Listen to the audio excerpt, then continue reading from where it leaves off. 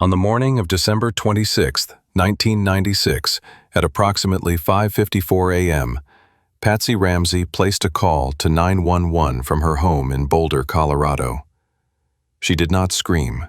She did not weep. Her voice, recorded on the emergency log, was steady, almost unnervingly so. Hello, this is Patsy Ramsey.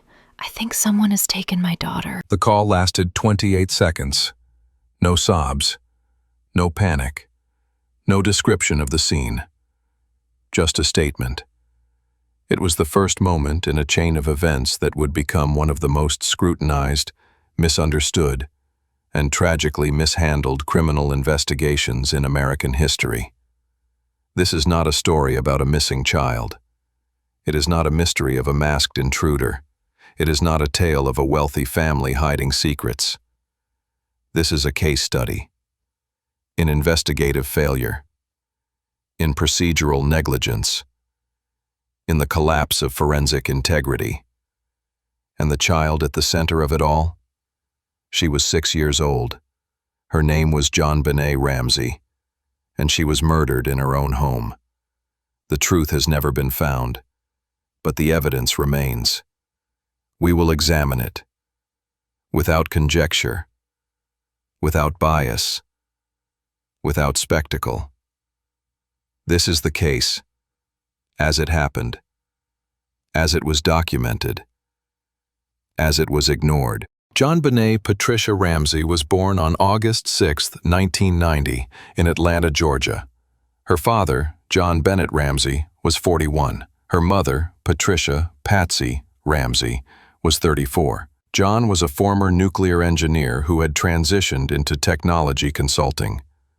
By 1996, he was a multimillionaire with interests in software development, real estate, and private equity. He had no criminal record. He was described by colleagues as intelligent, reserved, and intensely private. Patsy was a former beauty queen, Miss West Virginia 1971. She had been active in pageant circles since her youth, and after marrying John in 1983, she became a devoted advocate for child pageants. JonBenét entered her first pageant at age 3. By 5, she had won over 40 regional titles. She was featured in local newspapers. She appeared on television segments. Her parents hired a choreographer, a vocal coach, and a nutritionist to prepare her for competition. According to her pediatric records obtained by the Boulder Police Department in 1997, JonBenét weighed 48 pounds at age 6. Her height was 42 inches. Her body fat percentage was measured at 14%. For a healthy 6-year-old girl, the average body fat range is 18% to 22%. Her weight-to-height ratio placed her in the 5th percentile for weight and the 1st percentile for body fat. There is no evidence of malnutrition, no evidence of abuse, no evidence of forced feeding or vomiting. Her diet, as documented by her parents, was high in protein, low in sugar, consistent with the nutritional guidelines promoted by the pageant industry at the time. She was not starved, she was groomed. There is no evidence JonBenét resented her pageant life. She smiled on stage. She participated willingly. She told teachers she wanted to be Miss America. Her brother, Burke Ramsey, was 9 years old at the time of her death. He was described by family and friends as quiet, studious, and affectionate toward his sister. He never spoke publicly about the events of December 25th to 26th, 1996. He has never given an interview. His whereabouts and condition remain private. There are no psychological evaluations. No school records released. No testimony. He is the only person who was in the house that night, besides his parents, who has never been formally questioned under oath. In the months before her death, JonBenét had been preparing for the Miss Perfect pageant in Atlanta, a national competition scheduled for January 1997. She had been practicing her talent routine, a vocal performance of Somewhere Over the Rainbow. She had been fitted for a new dress. She had been coached on her walk, her smile, her posture.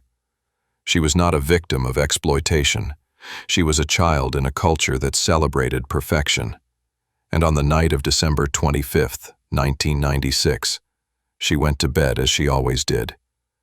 At approximately 10:30 p.m., she was alive. The Ramsey home at 755 Walnut Street in Boulder was a 10,000 square foot, 5-bedroom house purchased in 1993 for $1.2 million.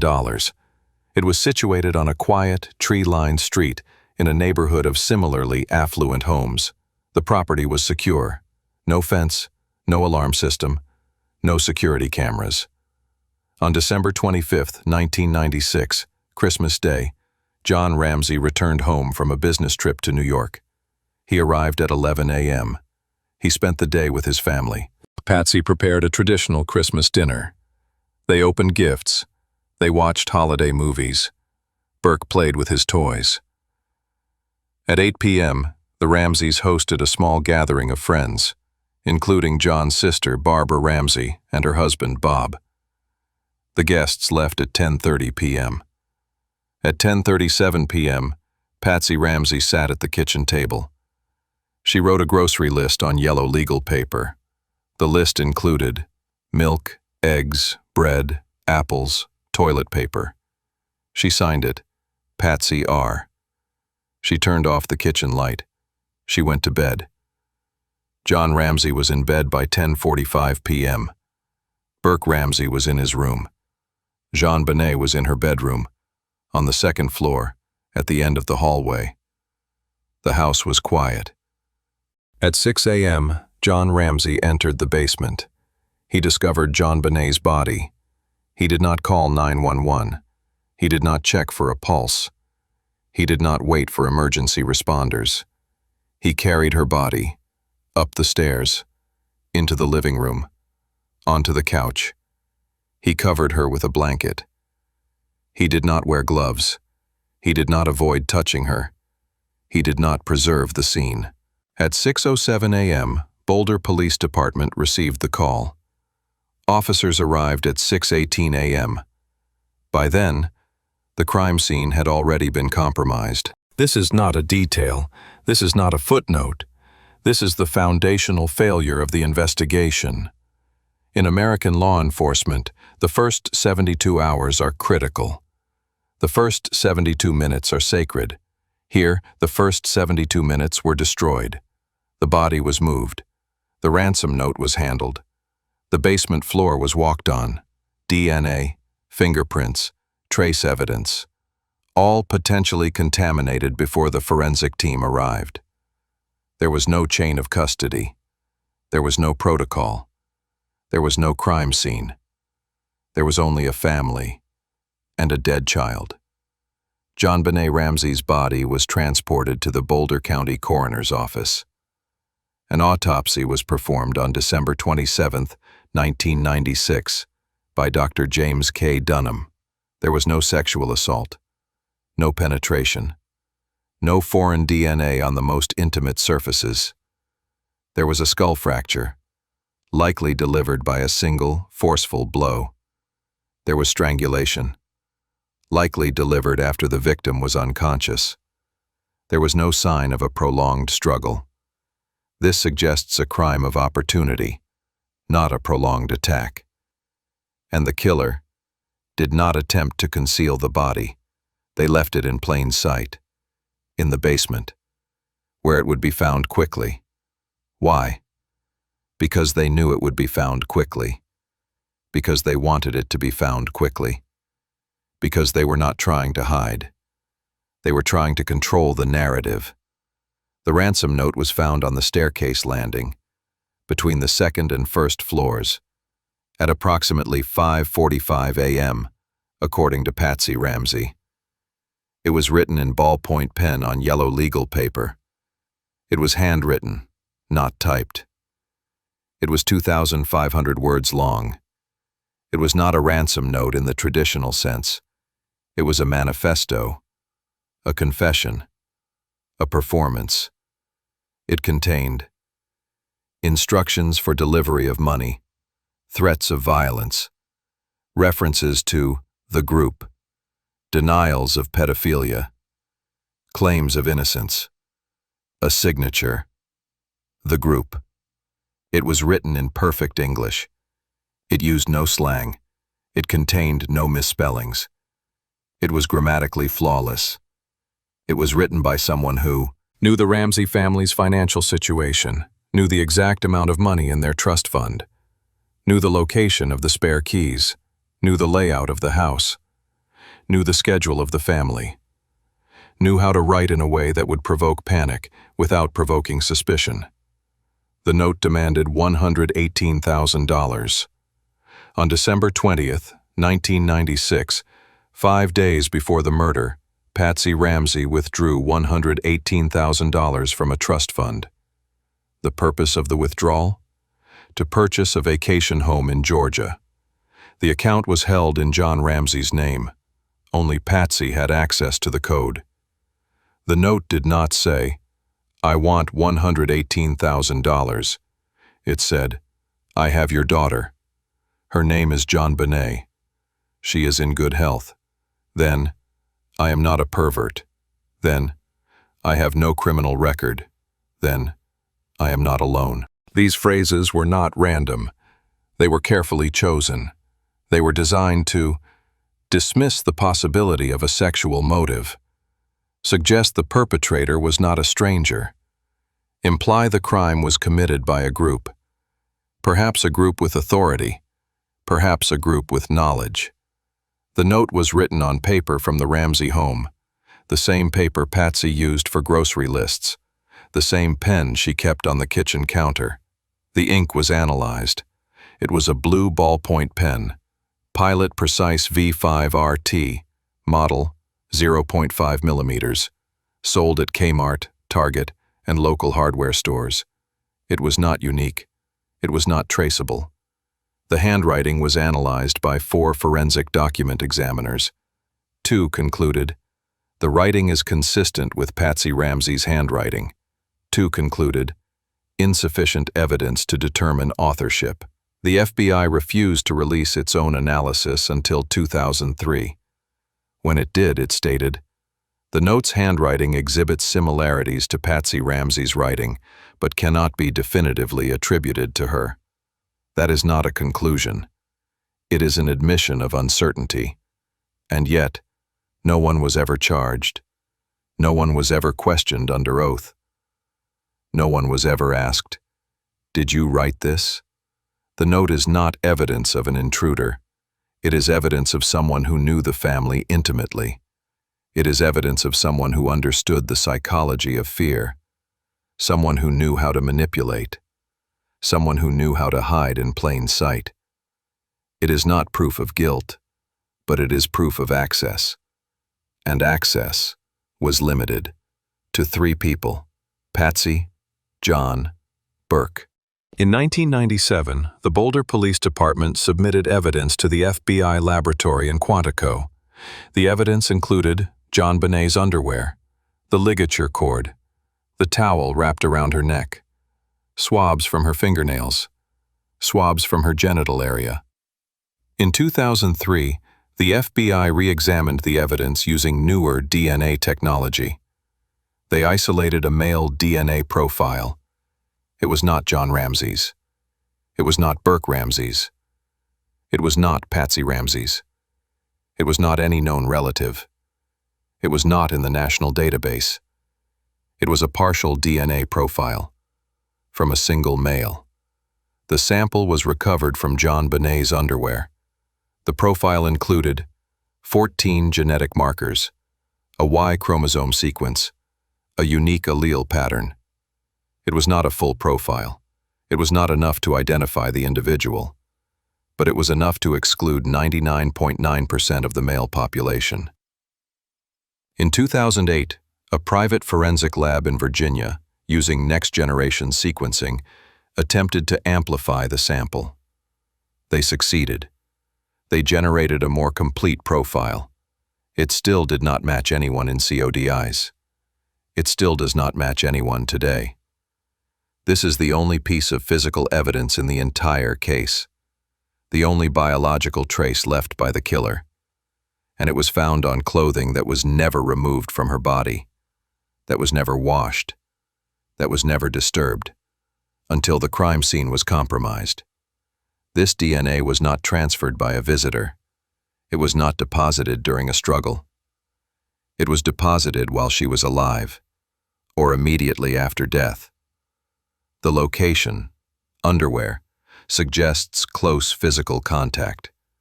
Not penetration, not rape, but contact.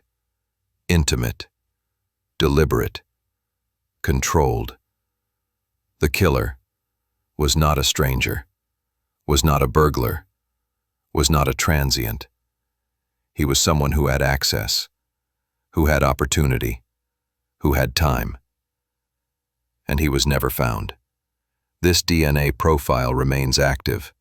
It is still in the FBI's possession. It is still searchable. It has never been matched. There are two possibilities. The man who left this DNA is dead. The man who left this DNA has never been arrested or never been tested. There is no third possibility. And yet, no one has been charged. No one has been questioned. No one has been named. The DNA is the only thing that could have brought justice, and it was never used to find a suspect. It was never shared with the public.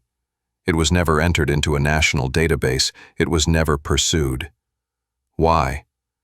Because the investigation had already decided who the suspect was, and it was not the man who left the DNA. It was the family. The Boulder Police Department opened an investigation on December 26, 1996. The lead detective was Steve Thomas. He was a seasoned investigator. He had worked homicide cases. He had experience with child deaths. He believed the Ramseys were innocent. He believed the killer was an intruder. He was overruled. The district attorney's office, led by Alex Hunter, was under pressure. The Ramseys were prominent. They were wealthy. They had lawyers. They had media contacts. They demanded to be treated as victims, not suspects. The police were told, "Do not pursue the family." Detective Thomas was removed from the case in 1997. He later wrote a book, The Killing of JonBenét Ramsey, in which he stated, "I was told to stop looking at the family. I was told the case was closed. The investigation became a political operation, not a criminal one. The FBI was brought in, not to lead, but to advise. They were given evidence after it had been contaminated. They were given access after the crime scene had been destroyed.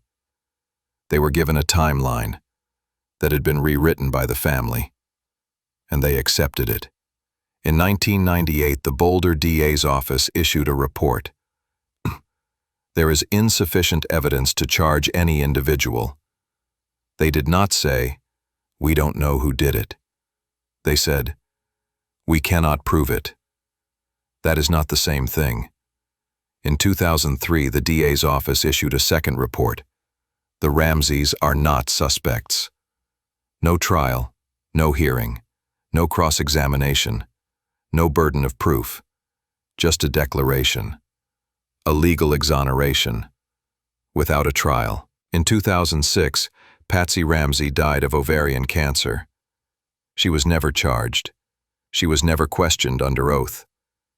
In 2016, the Boulder DA officially closed the case. No arrests, no charges, no suspects, just a statement. The case remains unsolved. And yet, they had evidence. They had a DNA profile. They had a ransom note. They had a timeline. They had a motive. They had opportunity. They had access. They had everything. And they chose silence.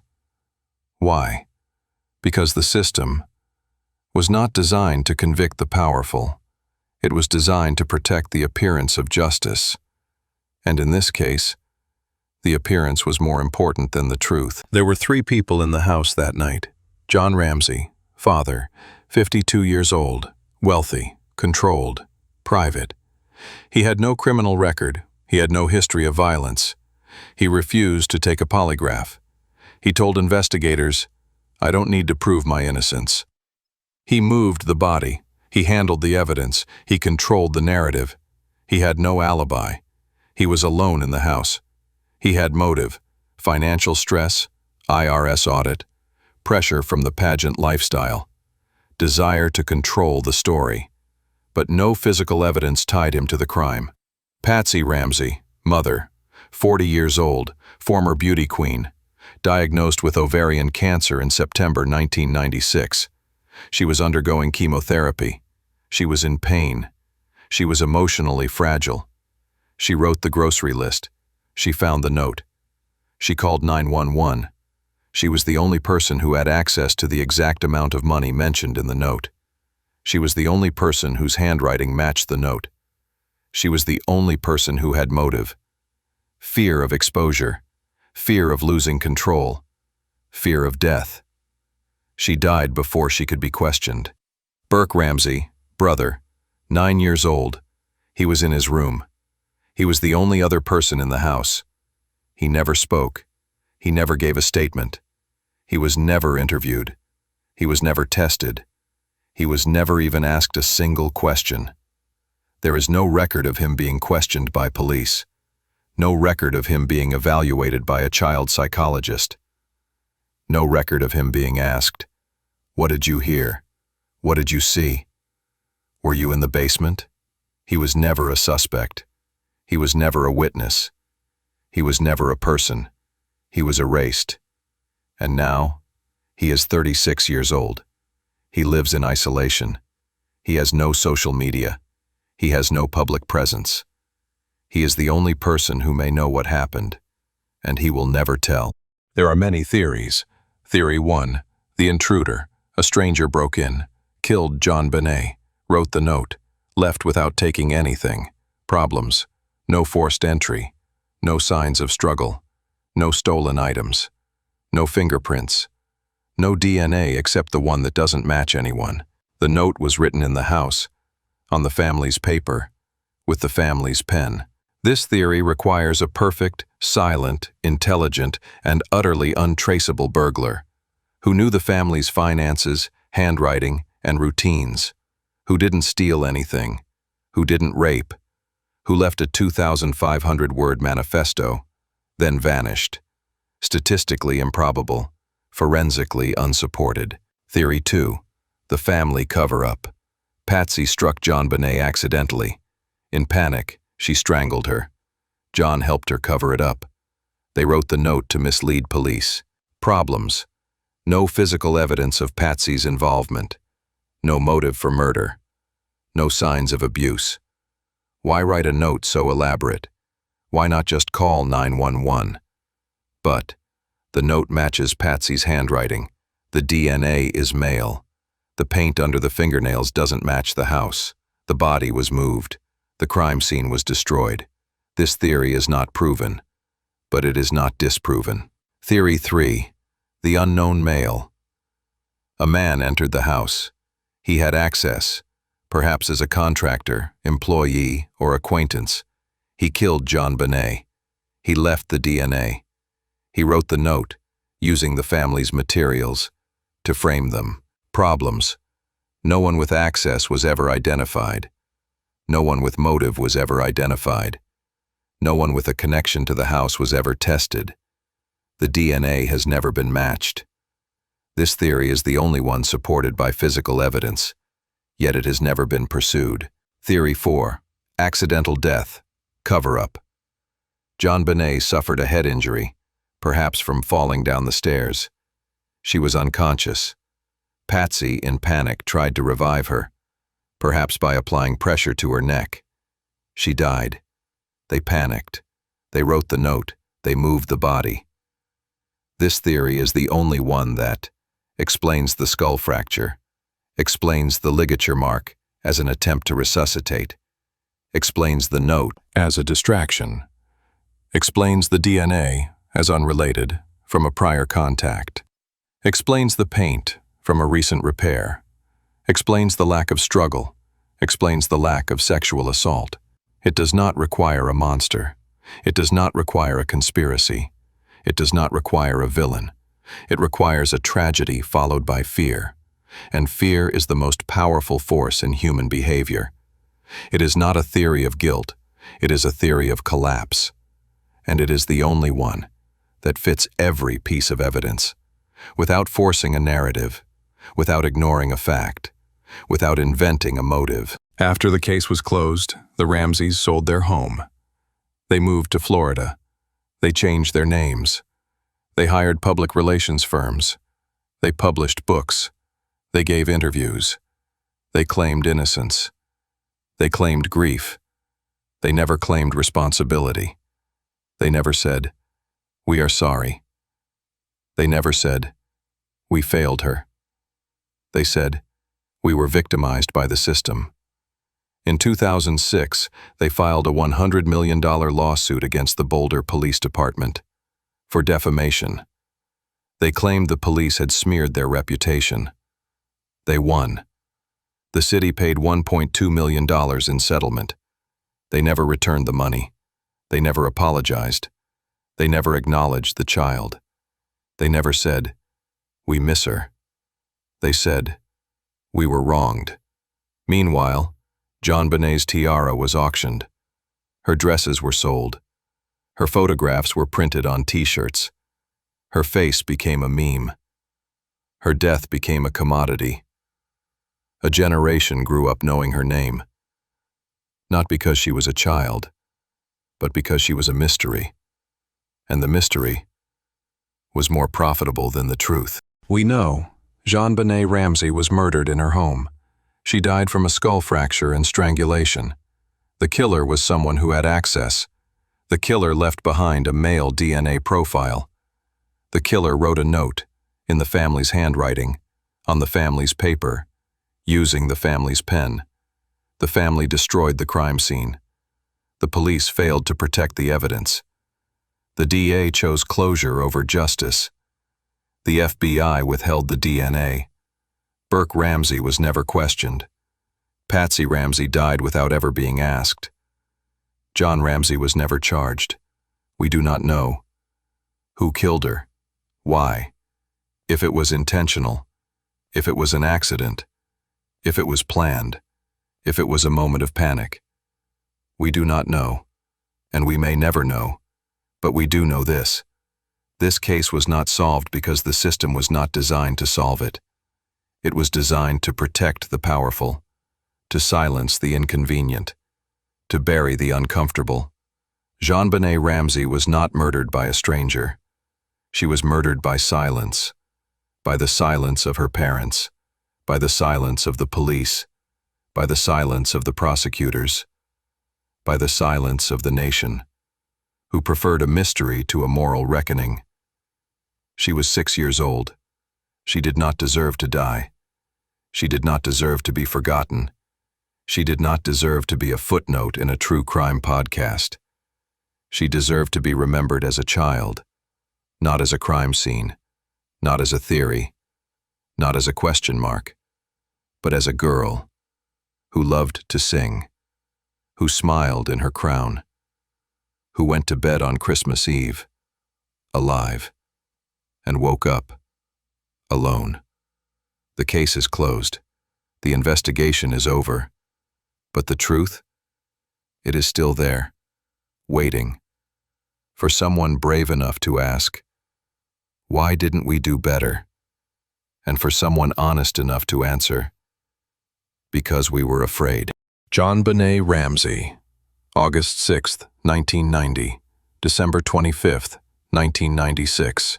She was a child. She was loved. She was failed. We know what happened. We just refuse to say it. Rest in peace, little girl. We are sorry. This is not a video to go viral. It is a video to be remembered. It is not made for clicks. It is made for conscience. And if you watch it, you will not forget her. Because JonBenét Ramsey deserves more than a mystery. She deserves the truth. And now, you have heard it. No more speculation. No more noise. Just facts. Just silence. Just her.